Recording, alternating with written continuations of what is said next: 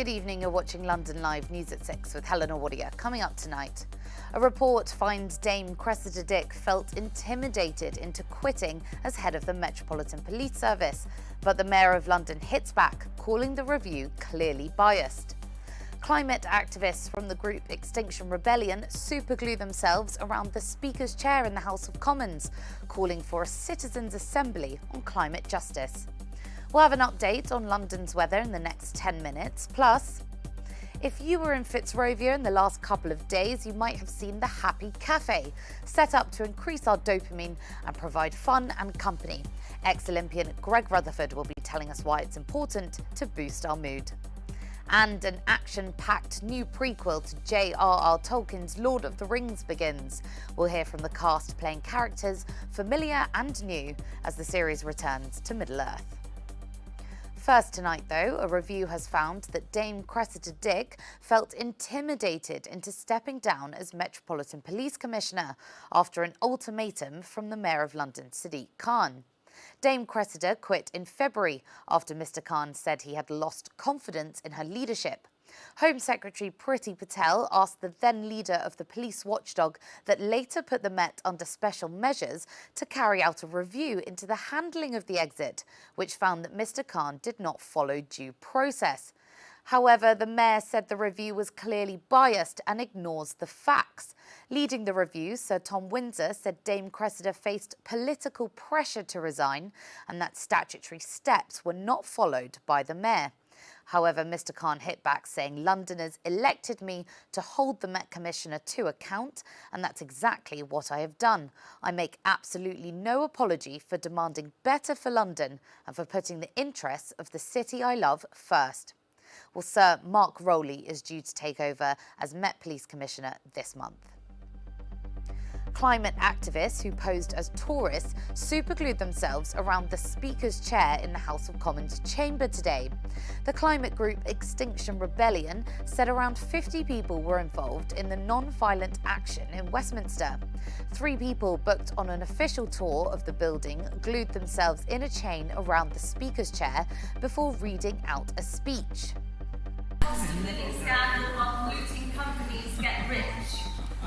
We are in crisis, and what goes on in this room every single day makes a joke out of all of us. We cannot afford to go on like this. We need a new way of making decisions, where more voices are heard, not just those at the top.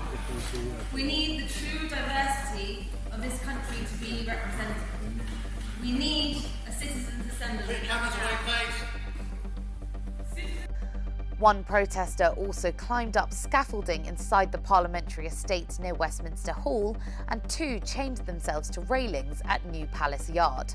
Police responded and the House of Commons said they were aware of the incident. The Commons and Lords are in recess until Monday. The man who killed Sarah Everard has appeared in court to face 2 allegations of flashing. Wayne Couzens offered no indication of plea to charges relating to the alleged incidents, which are said to have taken place in June 2015 and November 2020. Couzens was a Metropolitan Police officer and is serving a whole life sentence for the kidnap, rape and murder of Sarah Everard, who he abducted in Clapham, South London last March. He is next due to appear at the Old Bailey next month, when the court will also address 4 separate counts of indecent exposure, which he has denied. Now, as the cost of living crisis coincides with back-to-school time, City Hall analysis has shown that an extra 270,000 primary school children in the capital would benefit if free school meals were made universal. The analysis shows that families could save up to £440 a year per child if the provision is extended to all primary school pupils. Mayor of London Sadiq Khan is continuing to urge the government to make healthy free school meals available to all. Currently, to be eligible, a household on universal credit in England must earn less than £7,400 a year. The mayor said this threshold means that many children from working families in poverty aren't entitled to the free school meals despite being unable to meet the costs. Well, costs of food and energy are rising as the energy price cap increases to over £3,500 next month. On to sports now, and late last night saw transfer deadline day come to a close, with a number of London clubs profiting from some last-minute additions to their squads. The biggest news was for Chelsea, who managed to pick up Pierre-Emerick Aubameyang from Barcelona. The former Arsenal frontman, who is 33 years old, has joined the Blues for around £10 million. Despite many clubs coming out of the pandemic with financial struggles, a record £1.9 billion was spent across the window by Premier League clubs alone, smashing the previous record of £1.4 billion in 2017 and dwarfing the rest of Europe. 9 of the 20 top-flight clubs spent in excess of £100 million, including Spurs, Arsenal and West Ham. Chelsea were the biggest spenders in the league, with new owner Todd Boehly ploughing over £250 million into new signings. Well, we heard from a couple of experts on whether rules around financial fair play for the big clubs is working and where the money is coming from. Now, if it's working, I would have to say it really isn't. So are clubs not richer year after year? The rich clubs, aren't they richer? And aren't poorer clubs poorer year after year?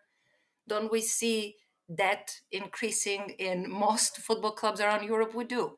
So financial fair play regulations were a good idea. They really were. The intentions were there and they were well planned out as well. But the reality of the situation is that they might not be the best measure.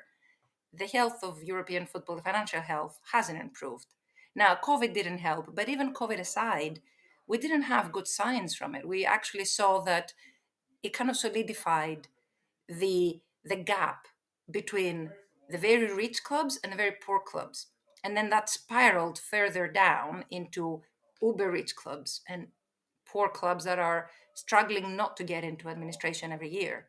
So it really didn't seem to have worked. And research kind of agrees on that point. It might be worth for confederations to rethink what football is about. If we care about the league, for example, maybe distributing revenue a bit more equally, assisting smaller clubs, maybe assisting clubs that are in lower leagues so they might have a chance in the top league. Maybe a system that would be more tailored in each case might make better sense.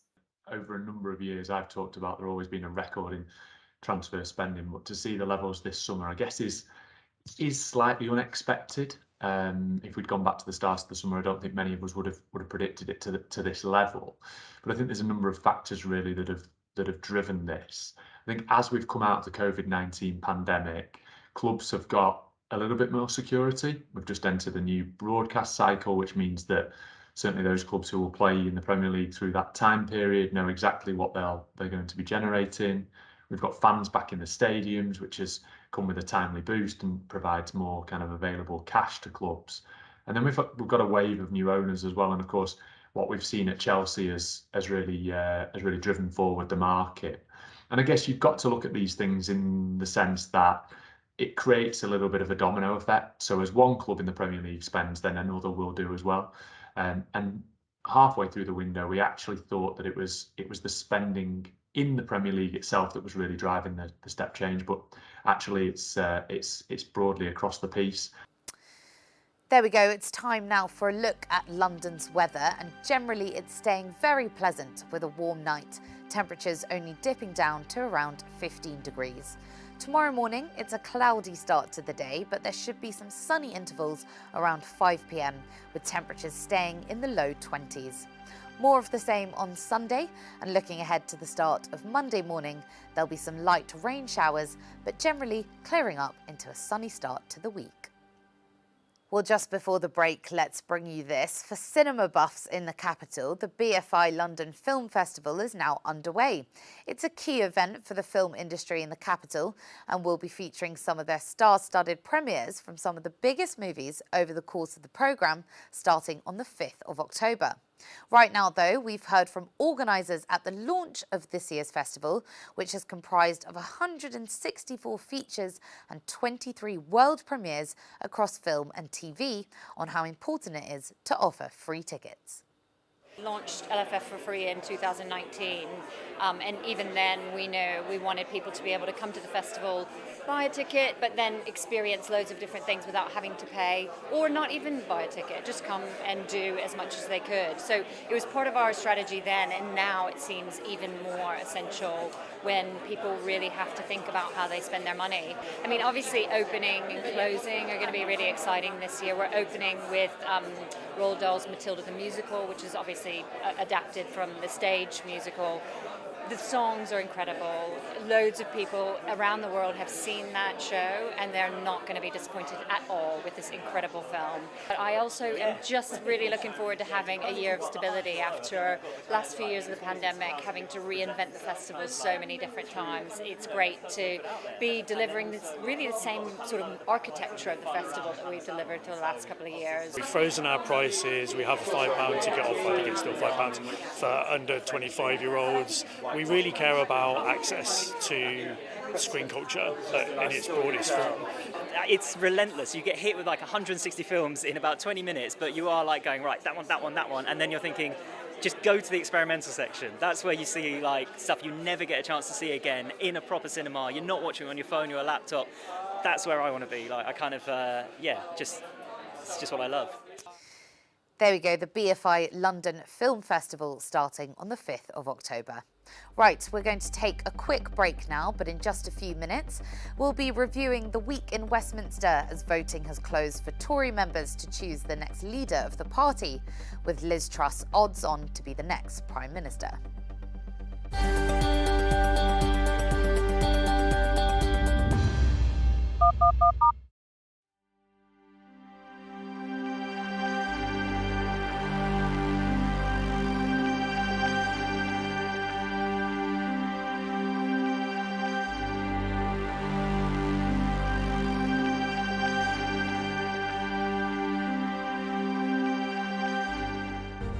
From breaking news to headline events, the latest trends and places to be. You can now keep up to date on daily life in London across London Live's social platforms. Start the day with an update on the travel and weather, and know what's on around the city and what's being seen by others. With stories from London Live's team of reporters and your videos of the news moments that matter. Minute by minute. That's London Live News on Twitter, Facebook, Instagram and more. Find us at London Live.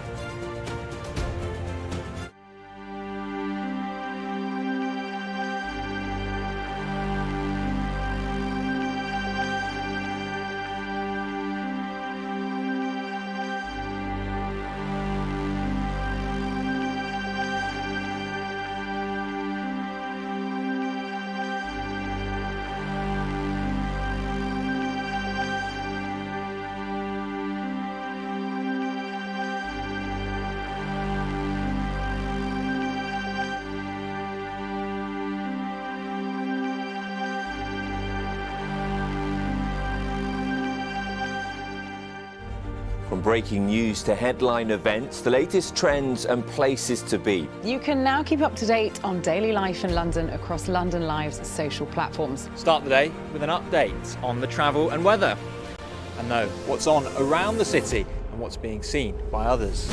With stories from London Live's team of reporters and your videos of the news moments that matter. Minute by minute. That's London Live News on Twitter, Facebook, Instagram and more. Find us at London Live.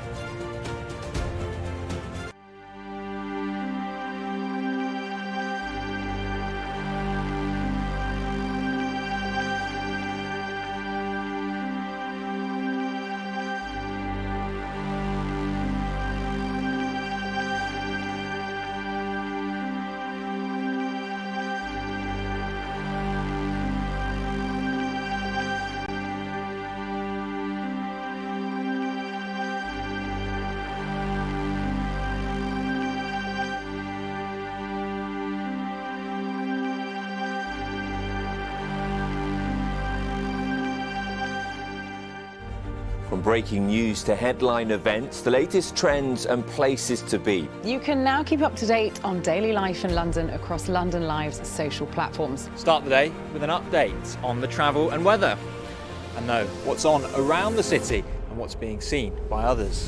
With stories from London Live's team of reporters and your videos of the news moments that matter. Minute by minute.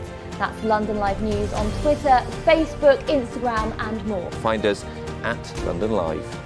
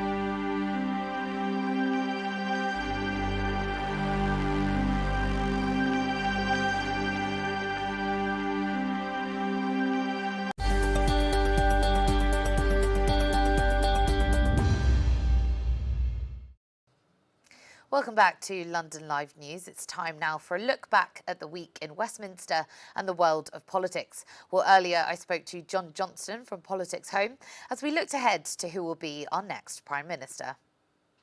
So over the weekend, the ballots will be counted up, and by around midday, 1 o'clock on Monday, we should know who the winner is. It's looking very, very, very likely that it's going to be Liz Truss. She's miles ahead in all the polling. So it would be a real upset, I think, if Rishi Sunak was to pull it out of the bag. But I think by sort of mid-morning, mid-afternoon on Monday, Liz Truss will be getting ready to go into Downing Street. And what issues will face the new Prime Minister immediately, given, you know, whether it is Truss or it is Sunak? What will they have to tackle straight away? I mean, the first major thing is going to be the energy crisis. You know, people are already seeing these mammoth bills. Lots of businesses have already said that they're going to have to close. Some of them have already closed because they just can't afford to pay this massive increase in energy. That's going to be the real first focus. And I think, you know, interestingly, we haven't really seen the plans from either of the candidates. The whole crisis has been moving so quickly, even during the 5 weeks that they've been out speaking to party members and the public, you know, that they've kind of come up with some vague aspirations for what they're going to do. But I think very, very quickly, we're going to have to see some really concrete policy in place to help people. Otherwise, you know, there's going to be thousands, if not millions, of households around the country who are just not going to be able to afford their energy. Speaking of the cost of living crisis, further transport strikes have been announced as unions are asking for pay in line with inflation and in line with the cost of living crisis. The 15th of September is the next strike, the biggest one yet. Could it be avoided? I mean, it looks difficult. We've already seen strike action. They haven't been able to avoid that so far. As you said, 15th of September, that's going to be a major day of disruption for commuters because it's both the RMT union and ASLEF striking on the same day. We then got further strikes, you know, in the days after that. You know, maybe with a new Prime Minister in place, there might be a little bit more latitude for them to kind of come up with some new plans. You know, Grant Shapps, the current Transport Secretary, has been quite, you know, heavily criticised for not really engaging that much with the kind of negotiations. You know, I doubt very much he'll still be in post. He might be, but I think likely we're going to have a cabinet reshuffle, and it might be the new Transport Secretary in place who might want to kind of make their mark and try and speak to unions and speak to the train companies and come up with a solution. But I think at the moment, given what we've seen in the recent weeks, it's likely that these strikes will go ahead. Interesting point about the cabinet reshuffle there. If Liz Truss does come out on top, as the polls show, do we know who's likely to be in her cabinet? They never sort of want to go too deep into this, especially, while the votes are still being cast. It looks a little bit presumptive if you start announcing who's going to be on your team when you get into Downing Street, when you don't even know for sure that you've won yet. There's certainly strong rumours that Kwasi Kwarteng, the current business secretary, he could become the next chancellor. But beyond that, it's really kind of speculation. Obviously Liz Truss, I think over this weekend, will be firming up those plans, presumptive that she is going to get in. I would doubt that Rishi Sunak's sort of doing too much, putting down the seating plan at the moment, given how he's looking in the polls. But, those will be the discussions that will be being had. There'll have been a lot of backroom deals happening throughout the campaign, try and win supporters over with promises of jobs. It's always a difficult one now when you're faced with reality to make sure that all the people are in the right place and kept happy. Well, back to transport then, and TfL are also in turmoil. They were urgently seeking a funding deal that works. Has a new deal been agreed then? Yeah, so we have this £3.6 billion package that's been announced for TfL. That will keep them going, but they're still going to be facing a really significant shortage of cash by next year. It's I think the fourth or fifth, maybe even more bailout that they've had in recent years, mainly because COVID has really impacted on their finances.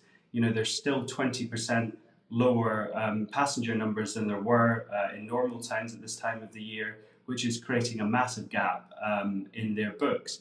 So I think we're going to have to see, more sort of packages announced. There could be cuts to some services. Sadiq Khan obviously has come out and said that would be inevitable, that fares might have to be increased or some routes reduced or scrapped entirely. So it's a really difficult position for the capital because it affects how everybody moves around. But I think Sadiq Khan has come under pressure. The Conservatives have been very critical of him and his managing of the budget. Him and the kind of TfL board have been saying in response, well, we've been faced with an unprecedented situation.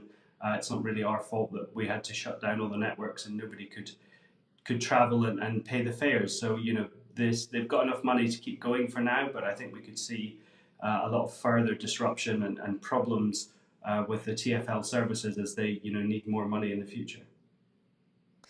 There we go. That was John Johnston from Politics Home there.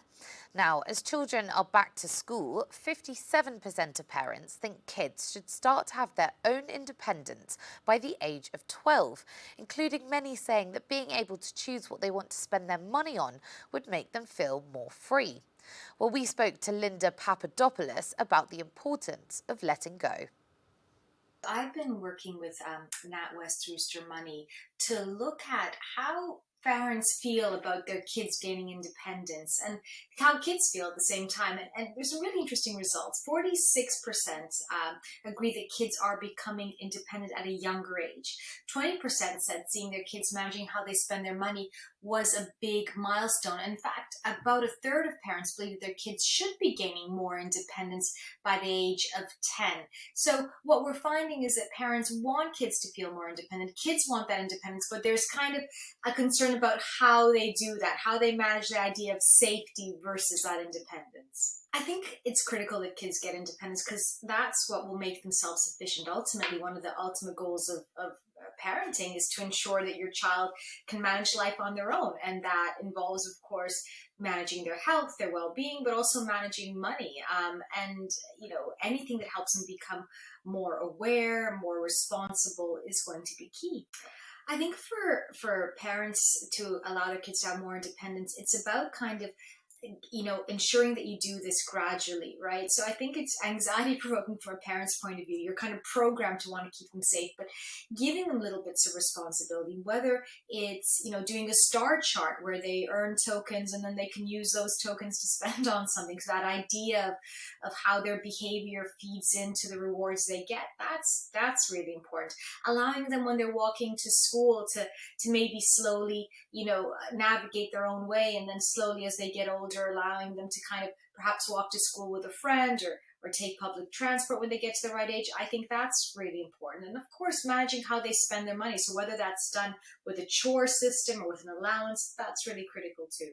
I think for kids to live in a big city like London as well, being able to ensure that they have sort of their wits about them to keep themselves safe is critical. And that, that is not just about kind of being safe, I guess, when you take the bus or walk to school, but it's also about recognizing kind of the safety around, apps and spending money and things like that. So being able to speak to them about that, to kind of not just sort of raise concerns, but find solutions around it is fundamental. So we asked the top 5 things that would make kids feel more independent. And kids said walking to school on their own, getting public transport on their own, joining a social media, doing chores, which I think was interesting, and having a boyfriend or girlfriend. And then we asked parents, and parents' top 5 were getting kids to express their opinions on things, again, walking to school on their own, managing how they spend and save money, getting a part-time job, and getting ready for school themselves. So there's a bit of overlap there, but it's interesting to kind of see that kids themselves want things like, wanting to do chores, and parents sort of recognize things around saving and spending money is important. I think that the key advice is to, remember that the only way you get good at something, you increase confidence, is to do the thing that, that you think you can't do, that feels really difficult. So it is about kind of coming out of your comfort zone, both, as a parent to allow your kid to do something, but even as a child, it might feel a bit scary, but allowing them to do that. And then just, I guess in a really sort of slow but routine way to kind of let go of those reins, and as they feel more confident doing something, give them more and more responsibility till you kind of eventually hopefully make them resilient enough to be self-sufficient. Look, one of the things that the NatWest Rooster Money does is it's a prepaid sort of pocket money app, right? So it's fascinating in that it uses a lot of these psychological principles. So there's a star chart in there, there's a virtual money tracker, so you begin to kind of see money growing, money decreasing as you spend it. There's a chore manager. All of these things feed into kind of our behaviors around money, right? So thinking before we spend, feeling what it feels like to save, thinking about money in terms of the time I've used to kind of save it, or what I've done, the work I've done to kind of earn it. All of these things are fundamental in helping kids become more sort of fiscally resilient. There we are. That was psychologist Linda Papadopoulos telling us what we can do to give children more independence. Right, you're watching London Live News with Helena Warrior. A reminder of our top story coming up after the break. Plus, in a world full of doom and gloom, a small dose of daily happiness can go a long way. Former Olympian Greg Rutherford joins us to tell us about a new happy cafe in the capital.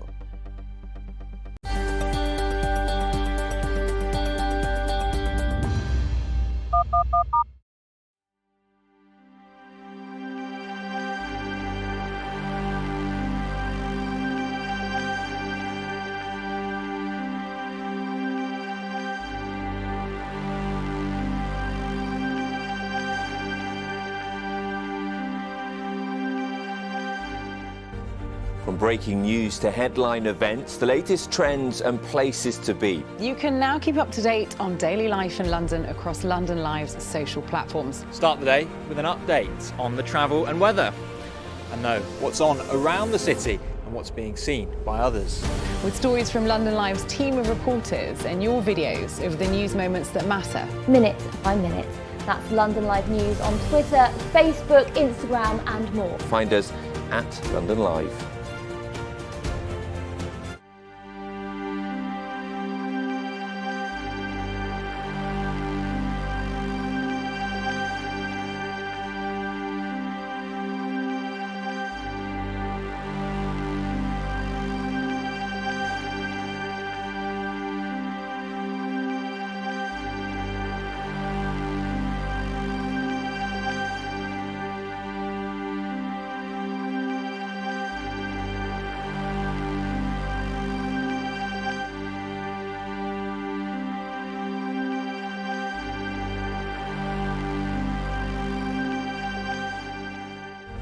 From breaking news to headline events, the latest trends and places to be. You can now keep up to date on daily life in London across London Live's social platforms. Start the day with an update on the travel and weather, and know what's on around the city and what's being seen by others.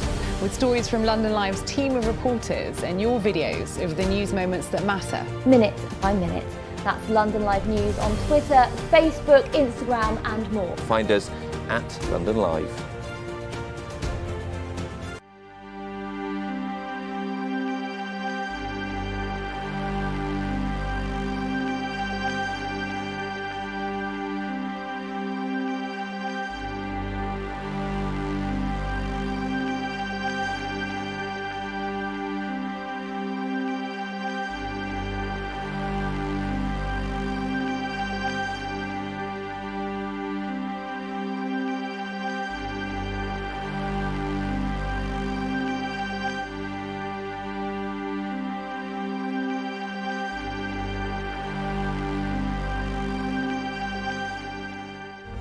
From breaking news to headline events, the latest trends and places to be. You can now keep up to date on daily life in London across London Live's social platforms. Start the day with an update on the travel and weather, and know what's on around the city and what's being seen by others.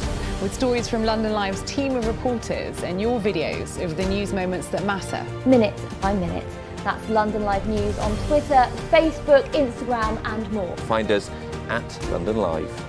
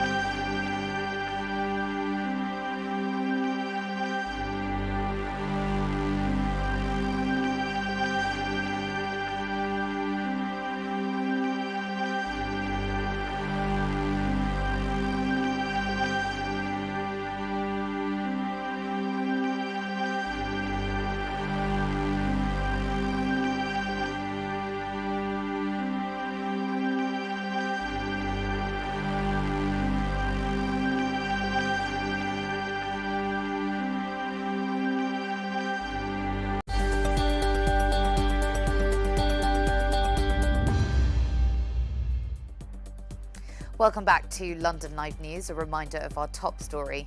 A review has found that Dame Cressida Dick felt intimidated into stepping down as Metropolitan Police Commissioner after an ultimatum from the Mayor of London, Sadiq Khan. Dame Cressida quit in February after Mr. Khan said he had lost confidence in her leadership. Home Secretary Priti Patel asked the then leader of the police watchdog that later put the Met under special measures to carry out a review into the handling of the exit, which found that Mr. Khan did not follow due process. However, the mayor said the review was clearly biased and ignores the facts. Leading the review, Sir Tom Windsor said Dame Cressida faced political pressure to resign and that statutory steps were not followed. However, Mr. Khan hit back, saying Londoners elected me to hold the Met Commissioner to account, and that's exactly what I have done. I make absolutely no apology for demanding better for London and for putting the interests of the city I love first. Now, it's not all bad news, as new research has shown that 83% of UK adults agree they receive more happiness from the little things in life rather than grand gestures. And as one new cafe in London has shown, a small dose of daily happiness can go a long way. Well, former Olympian Greg Rutherford, who knows the importance of a positive mindset, joined me earlier to talk about the Happy Cafe and what we can do to boost our moods. Worrying things for the time that we're in, to be totally honest. One point in particular for me is that 53% of people aren't doing enough to sort of boost their own happiness, which that, when we're going into the situation we are economically and everything else, is a real worry, because obviously if your happiness is starting to struggle and fall behind, then you're starting to see other things start to struggle as well, be that work, family, etc. But what was really interesting from it as well, because I think we've come into a period over the last however many years now where it's all been about trying to give happiness as big lavish gifts or these big ideas. I'm going to fly you off to wherever. That's never happened to me, but it does happen for some. But what it showed as well is that 83% of people in the UK actually find that the small little gifts, the little nice gestures and things like that seem to be the biggest thing that help boost happiness. So what we're trying to do with Capital One as well is try and keep and boost people's happiness to the best possible way they can be. And that's highlighting the fact that what this research shows is really important. The little things really do matter. Actually trying to look after yourself and look after others as well with the smaller things, which definitely with the situation economically we're going into is going to be so important. And hopefully from what is probably going to be a relatively difficult time, we can actually still maintain some smiles out there as well. Well, absolutely. You know, we are in a cost of living crisis, and that crisis is really hitting people, as you were saying, emotionally as well as financially. What are the kind of activities that people are having to give up because they're now financially stretched? We're talking what probably most people consider even the really smallest of things, be that having a coffee with friends somewhere, something that, again, a lot of people maybe take for granted, a takeaway, some of the really small things as well, people are having to really sort of tighten the purse strings on it. And these are things that, again, can be really obviously good for your happiness, actually trying to go out there and spend some time with people, be that going for a coffee or having food. That's something that really does help. So there's ways around that. If obviously financially it starts becoming very difficult, just spending time with people, just getting out and actually enjoying what's out there in the world. I mean, one of the most popular things that came back from the research as well, showing that people just like going for a walk in nature or just spending time with their family. These really small, completely free as well things can be really, really useful. And on top of that as well, something that's really nice what Capital One have set up is there's the Happy Cafe. There's a Happy, you have to say it as well, with a bit like frappe. And it's been set up in Fitzrovia. And basically from yesterday and today, so if anybody's been there, they would have already seen this, but it's on today as well, where you can effectively go and have some free coffee, free cake as well. I've put on there some apple crumble cake, which I absolutely love. But there's like nice things going on there as well. So you've got singing baristas, you've got people walking around giving compliments. It's just a small gesture to try and help boost people's happiness. And as I say, in the time that we're in, and as you just mentioned as well, with the economic crisis and everything else, the cost of living crisis, we are in a situation where we need as much as we possibly can in order to try and boost it. So things like that, they're a really lovely idea. And look, I'm a big advocate for people trying to stay as fit and healthy as they possibly can as well, because it really helps with mood. So when I see that a lot of people love going for a walk in nature, that's something that works for them. That really resonates with me as well, because I'm very fortunate to live in the countryside, and it really helps having that time around nature and going for a walk. It really, really is important. So all of these things, nice little gestures like a free coffee and cake, going for a walk and spending time with your family, they really are important. Absolutely. Well, you know, you mentioned living out in the countryside, going on walks. What else brings you happiness? What else do you do to boost your mood? For me as well, do you know what? And I just mentioned there, I guess, the sort of fitness and things like that. So going for a run, and look, I'm rubbish at running. Like, believe it or not, I mean, I know I was formerly an athlete, but I was good at short bursts. I'm rubbish at long distance running, but I still try. And for me, actually, I think partly mentally pushing through that barrier of knowing I'm not very good at it, but still doing it anyway.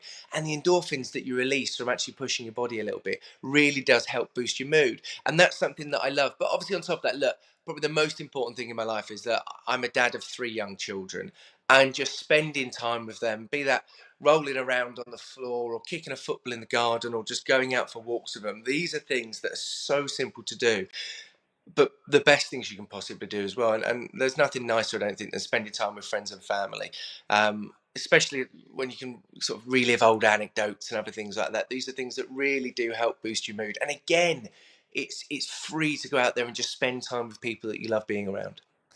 Lovely stuff. That's Greg Rutherford about the Happy Cafe in London.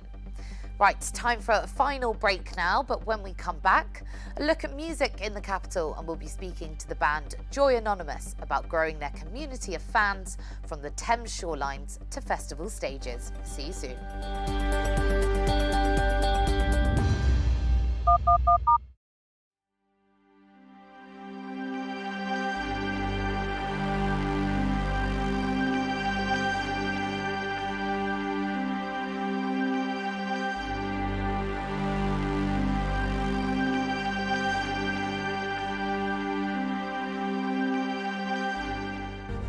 From breaking news to headline events, the latest trends and places to be. You can now keep up to date on daily life in London across London Live's social platforms. Start the day with an update on the travel and weather, and know what's on around the city and what's being seen by others. With stories from London Live's team of reporters and your videos of the news moments that matter. Minute by minute.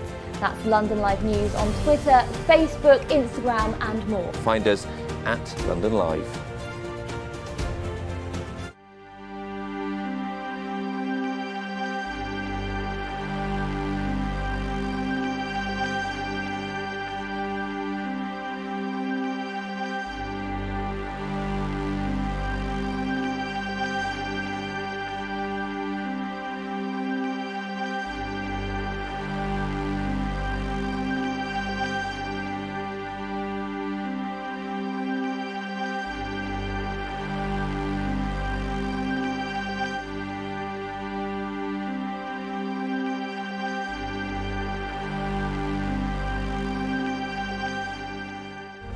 From breaking news to headline events, the latest trends and places to be. You can now keep up to date on daily life in London across London Live's social platforms. Start the day with an update on the travel and weather, and know what's on around the city and what's being seen by others.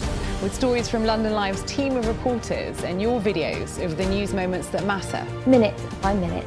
That's London Live News on Twitter, Facebook, Instagram and more. Find us at London Live.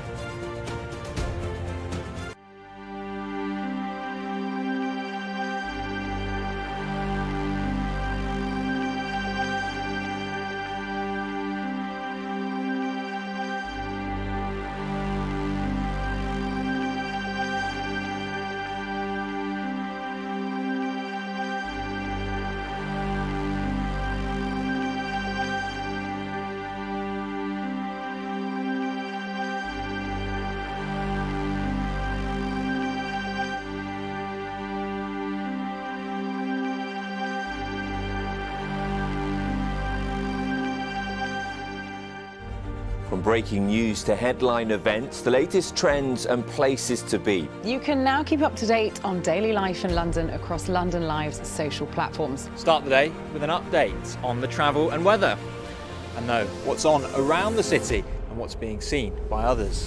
With stories from London Live's team of reporters and your videos of the news moments that matter. Minute by minute.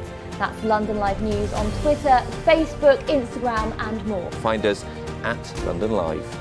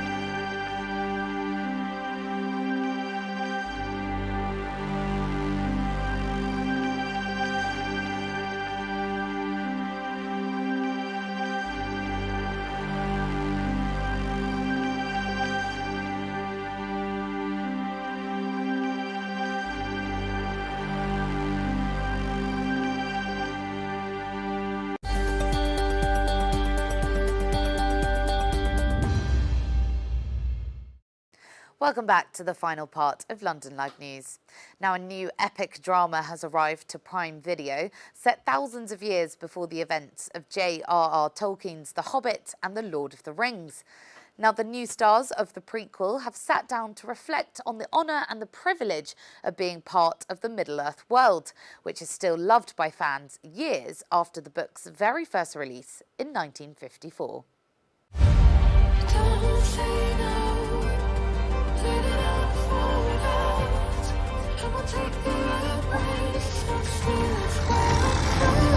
Each of us, everyone, must decide who we shall be.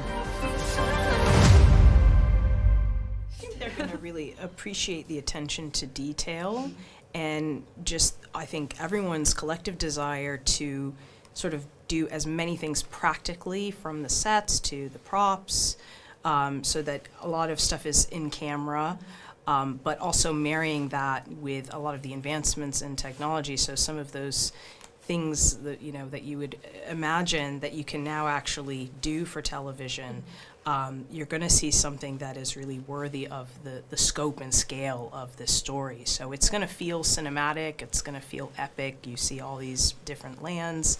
And those are for the people who are really familiar with this world and this material. But for those who are new, fans and soon-to-be fans, you don't have to know anything about Tolkien or these stories. You can come to it brand new. And I remember the first opportunity we as a cast got to watch the first few episodes. I was really transported. That was the thing that was exciting for me. I felt like I was really being taken on a journey and transported to a place. So I feel like audiences, new and old, are going to feel the same way, I hope. I am not the hero you seek. Whatever it was you did, be free of it. One day this will be your kingdom. Raise your sail and then let go. I've read the books as a teenager, and I also read it to my daughter. And then, like everybody on the show, read it twice when I was in New Zealand. So very much immersed in the world, and couldn't wait to see what we were going to do with it. Yeah. I actually didn't have Tolkien in my life before this show. So this has been my Tolkien experience, which is incredible to have a literal immersive experience of Middle-earth. But yeah, so when literally falling down the rabbit hole.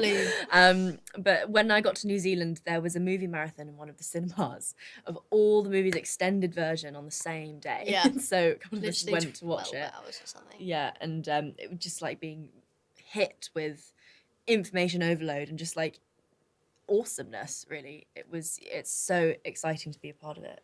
I mean, it's wonderfully imaginative, and there's some things where I'm like, the Harfoots particularly, I'm like, oh my gosh, the way they've come up with their story is just so fantastic. But apart from what they wrote on the page, they very much, we had, I personally had discussions with them about the character, and then we collaborated together as a cast, and particularly in our tribes. And then we had Tolkien's work to go back and look upon.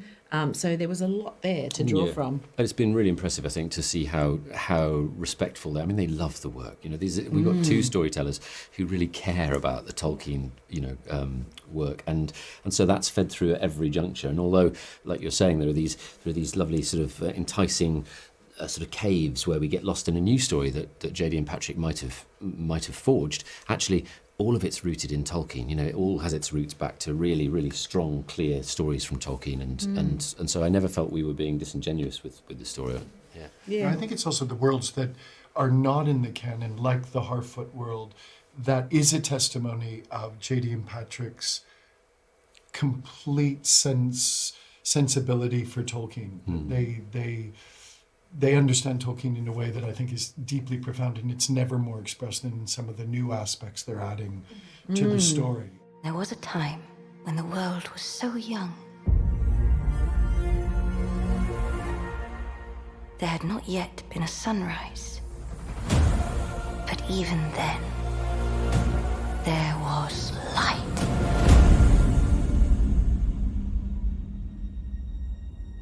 Come to me. I think you draw.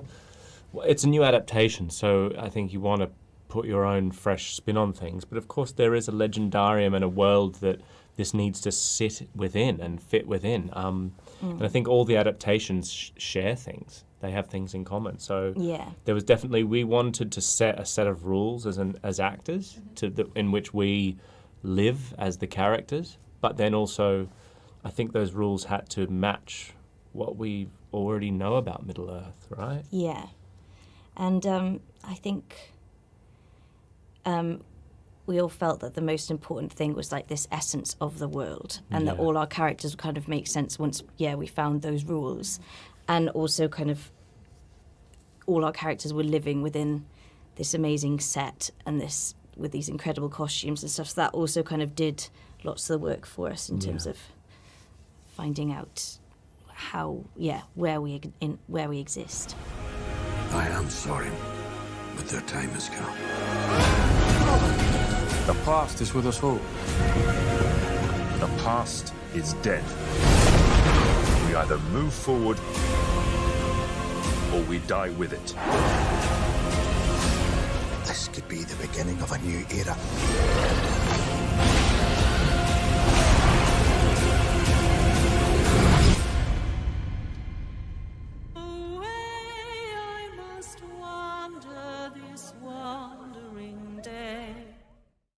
There you go, that's something to binge watch over the weekend. That's The Lord of the Rings, The Rings of Power, and it's out now on Prime Video. Now, two Londoners who are making waves in the music scene go by the name of Joy Anonymous. They started playing music with the sole aim of spreading the joy during the various lockdowns. The duo would camp out at locations across London, one of the most popular being the Thames Beach at the South Bank. Well, they have drastically grown their community of fans and have gone from performing sat on camping chairs to the shoreline to big festival stages. Well, we caught up with them after a recent gig in the capital to find out more. Yo, Joy Anonymous here, live from All Points East. Direct to you. Joy Anonymous is a movement to try and find a place where people can feel like they can belong and feel like that they can express themselves and there's no barrier to entry. That's like the idea, the concept. And musically, we kind of just want to make people feel something. Weirdly, it kind of stemmed from, we had all the equipment and everything, and there was one day I was sitting at Hen's house and we were kind of looking at it, and I just thought, should we go, it was kind of out of boredom, let's go and just turn the speakers on, play some music for people exercising on the South Bank, because we live close by, and went and did sort of 20 minutes, people started gathering, and that's kind of when the light bulb, pun intended, switched on, and we thought, wow, this is a thing, let's keep doing it, let's keep building, and still to this day, we're into season 3, did one last night, so 3 years of it now. I just wanna be dancing.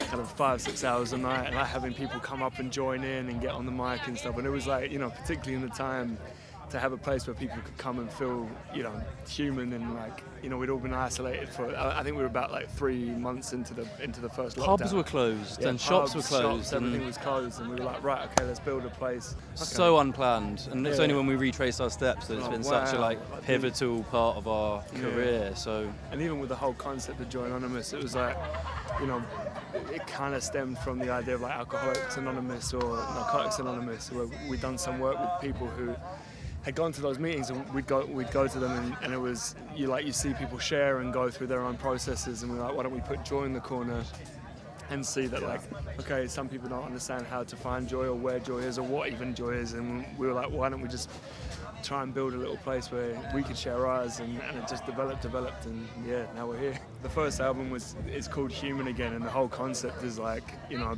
to make people feel that, like to make people come out and be like, oh, you know what, geez, like I can sit here with like my grandparents, my kids, whatever, and that's what happens in those meetings. All ages, all different people, different creeds, whatever, they all come down. And on the blue plaque thing, that's why that came, because we were like, oh, okay, let's document this place, and that's just where Joy Anonymous started and where it gathered. And so like when Lou and I are in, you know, our 70s, 80s, I hope that, like, you know, we'll walk down the South Bank and be like, yeah, this was it. Feels a little bit surreal for me. Definitely. It's kind of a bit dreamlike, especially seeing our brother Fred again play last year at a similar time, and he's headlining the same stage we just played at, and just to see that, it's very surreal. I remember watching him last year and going, wow, like one day, and it was the next year, we've just done it, so. And it's like this beautiful thing, like we all worked on each other's music during the lockdown, and it was like this whole building thing, so to see it all kind of come through and together, it's like, Jesus, I mean, we were just making little sounds sitting in camping chairs, and now like people are like putting the hand symbol up in the middle of a set, like, you know, a mad tent. Yeah, it's crazy. We're building into the next album, and yeah, I don't know, the idea for the next record is kind of like Human Again was a bit of a flagpole of saying that was a documentation of the time, and this is kind of the sounds of the tunes that we were playing down there, not to sound like the South Bank. This is like, okay, for those who were down there, these are like the more knocky ones. The ones more influences of it. Yeah. We're heading out to America in a few weeks, supporting Fred on his US leg, which is very exciting. Yeah, that's going to be 15 shows or something. which is So mad. that's kind of it, Man, really. It's all just a bit insane, the whole thing. Like, we all just friends making music, and now suddenly, there's people singing random samples, and we're like, wow, it's a surreal experience. I feel like a lot of the time people talk themselves out of starting something, out of fear or out of hesitance, of rejection maybe. And I even said to Hen on the way here, like, if you retrace our steps, the amount of stuff that's happened from random stuff, like, oh, let's just go and play in this pub, and then the guy that was in that pub booked us for a festival, and you know what I mean? So my advice would be like, just be active, do stuff, go and play on a Tuesday night to no one. Even if it seems ridiculous, do it. Because even if it seems doing like pointless. loads of things, not gonna lie. We've done so many random gigs and ended up in ridiculous places. Well, just even off the back South of Bank, it. we only did 20 minutes, and now we're still doing it 3 years later. Don't talk yourself out of starting. Yeah, that's it. But no one ever said that to me.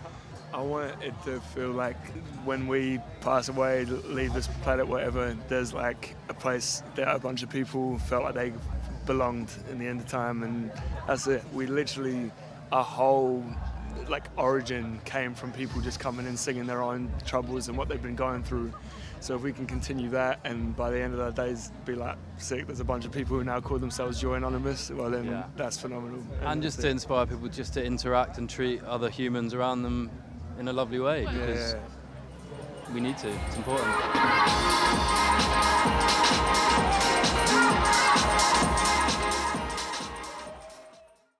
Lovely stuff. That's Henry and Louis from Joy Anonymous there if you want to check out their music. Right, it's time for a final check on the weather now. Generally, it's staying very pleasant with a warm night, temperatures only dipping down to about 15 degrees. Tomorrow morning, it's a cloudy start to the day, but there should be some sunny intervals around 5 p.m, with temperatures staying in the low 20s. More of the same on Sunday, and looking ahead to the start of Monday morning, there'll be some light rain showers, but generally clearing up into a sunny start to the week. That's all from us this evening. We'll be back early tomorrow morning for London's weekend. A look back at the week and a few ideas of things to see and do in the capital. Also check out our social media for more news from across the capital. That's at London Live. From me and the rest of the team, have a lovely weekend.